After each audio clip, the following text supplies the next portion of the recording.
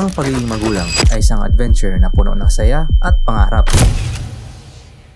At lahat ng magulang, well, yung matitinong mga magulang, ay pangarap na mabigyan ng mas magandang buhay ang kanilang mga anak.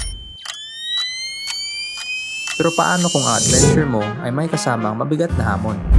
Yung tipong hamon na nangangahulugang kailangan mong lumayo sa mga sandaling ayaw mong palampasin. Ito yung kwento ko.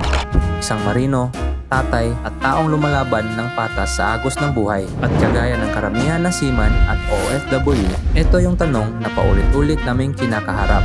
Manatili sa piling ng pamilya o iwan sila para sa kinabukasan nila? Mahirap, di ba? Well, ito ang realidad ng buhay bilang isang OFW. Pero kahit ganon, ang kwentong to ay hindi lang tungkol sa sakripisyo. Tungkol ito sa pagmamahal, lakas ng loob at pananalig. Kaya sama-sama natin alamin ang kwento sa likod ng bawat ngiti, halakhak at yakap na nag-aantay sa pag-uwi. Dahil ang tunay na laban, wala sa dagat, kundi nasa puso. At magsisimula yung kwento natin ngayon nung Monday, December 16, 2024. It was a beautiful and sunny day while nag-enjoy ako kasama ang anak ko. Ito yung mga oras at sandali na feeling ko bumabalik ako sa pagkabata while nakikipaglaro ako sa kanya. Yung tipong feeling na nakukuha mo sa tuwing nanonood ka ng classic Disney cartoon movies. Well, it felt great while it lasted. Kasi just like the storyline ng Adventure ni Sinbad, tinatawag na ako ulit ng karagatan at naglaho kagad ang Disney feeling since it was time for me to face my reality. Yung reality na di na ako bata at kailangan ko gampanan yung real world responsibility ko. Kasi gaya ng story ng Treasure Planet, kailangan ko muna iwanan saglit yung anak ko para mabigyan siya ng mas magandang kinabukasan pagdating ng panahon. Kaya dito na nag-kick in yung common realization ng mga seaman at OFW na back to reality. But like I said, yung kwento na to ay hindi tungkol sa mabigat at malungkot na storya namin mga OFW. Kasi in reality, mas okay na rin yung malungkot at pagod sa trabaho basta makapag-provide kaysa naman pagod kahit walang trabaho at malungkot kasi walang pera. With that being said, eto yung part ng story where kailangan muna namin mag-stop over sa Manila. Manila, I keep coming back to Manila. So, yun na nga. Pupunta pa tayo sa office ngayon para sa truck signing, working gears, at hirit na simulator training. So, let's go! Ito yung usual process namin bago kami sumampa ng barko. Dahil dito din sa Manila, ginagawa yung pre-departure orientation seminar, contract signing, claiming ng working gears, documents, at flight details. Minsan may hinihirit pa yung company na in-house training para preparado kami bago sumampa ng barko. So, it's currently 5 o'clock in the afternoon. Kuha na natin yung documents natin at working gears. Tapos na din tayo mag-dispatch. So, ngayon is preparation time. Shortly pagkatapos ko mag-prepare ng gamit ko, ay mandatory na kailangan mag-video call muna sa pamilya at mag-scroll bago matulog. Ay lang po kayo doon sa naong niya dahil. Ala, mano man to? Mano man to?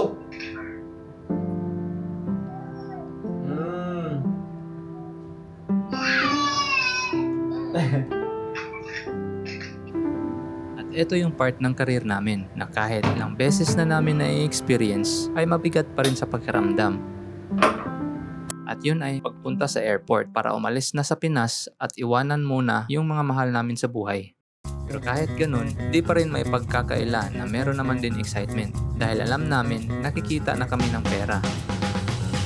At mas masaya, lalo na kung magkakasama pa rin kayo ng mga tropa na dati mo na din nakasama. Aga-aga naman.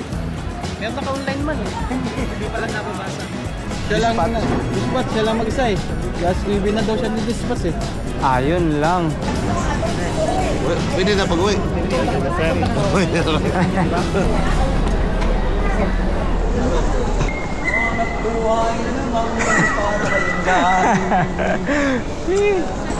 Kanta naman tayo. Wait for me! Unting tiis na lang at di na magtatagal. Ako'y babalik na, so please wait for me. After 3 hours of travel time ay dumating na din kami sa Kinuura, Japan. This time ay buenas kami kasi usually sa mga pasampa ay diretso na sa barko pero masyado tayong mahal ni Lord kaya nakapag-hotel muna kami para kahit papano ay makapagpahinga kami at makagala saglit bago kami sumabak sa trabaho. Sayos talaga.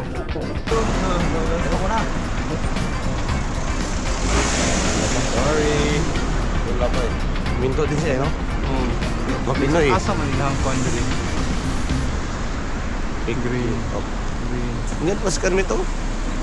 Sunglass. Tara. Ha? Uy. Suko. Mas nahuli tayo. Joking. Pasok tayo dyan pagbalik ko. Iso. Meron tayong mga pabili. Yun na lang. Malapit na yung mini-stop. Basta pa na kayo nandito. Oo, mini-stop. Alam ka nito. Tubig mo. Ayan pa si Puso, no?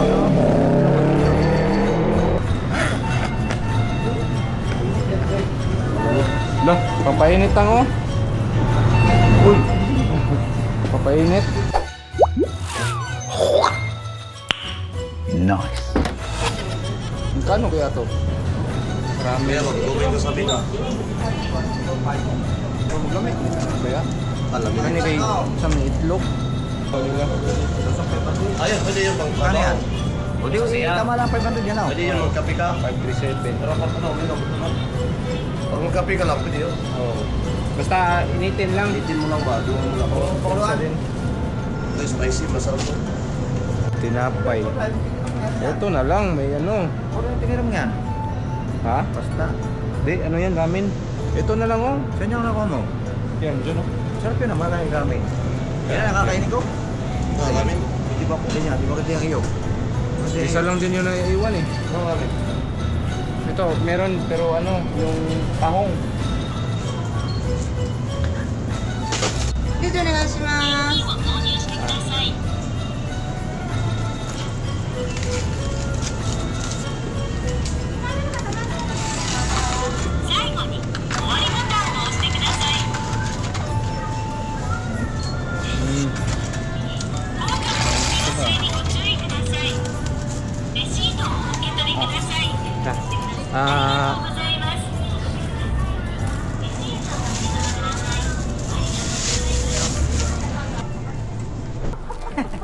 Ganyan talaga.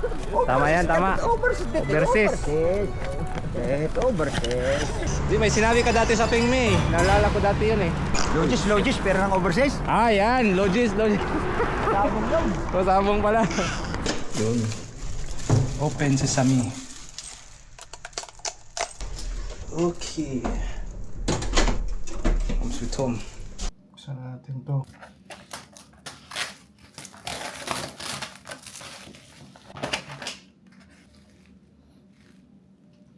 Ang bango. Punan muna tayo.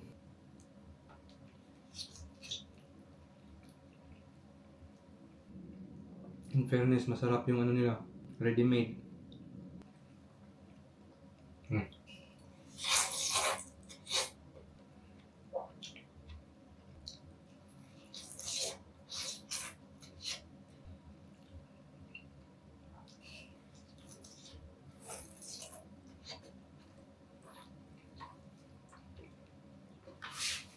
Kain. At pagkatapos kong kumain ay kinailangan ko na matulog kasi sa susunod na araw ay kailangan na namin umalis sa hotel para sumampa na sa barko.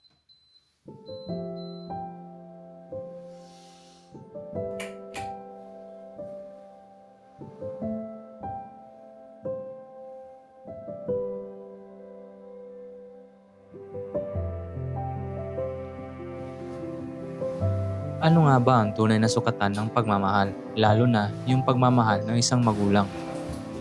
Sabi, mas importante naman daw talaga yung oras na kasama mo yung pamilya mo. Na dapat andyan ka sa tabi nila, lalo na sa mga oras na kailangan ka talaga para alagaan at protektahan sila. At di naman daw nabibili ng pera ang mga oras na kasama mo yung anak mo, lalo na yung milestone sa paglaki nila na di mo na maibabalik. Kasi hindi naman nila maaalala yung material na bagay, kundi paano pinaramdam sa kanila na minamahal sila. Kung ganun man ang sukatan ng pagmamahal bilang magulang at ama, masama na ba kami para iwanan sila? Mali ba na isakripisyo namin yung oras sa pamilya para kumita ng bagay na tao lang din naman yung gumawa? Siguro tama nga sila. Masama kami para ipagpalit yung pamilya para sa pera. Pero di bali na, kasi sa hirap ng buhay ngayon, lalo na kung galing ka sa mahirap na pamilya at nais mo lang mabigyan sila ng mas magandang buhay, gagawin namin yung sakripisyo na kailangan para sa ambisyon ng magandang buhay na maiwan at maipamana sa kanila. At yun ang realidad ng buhay bilang isang seaman at OFW.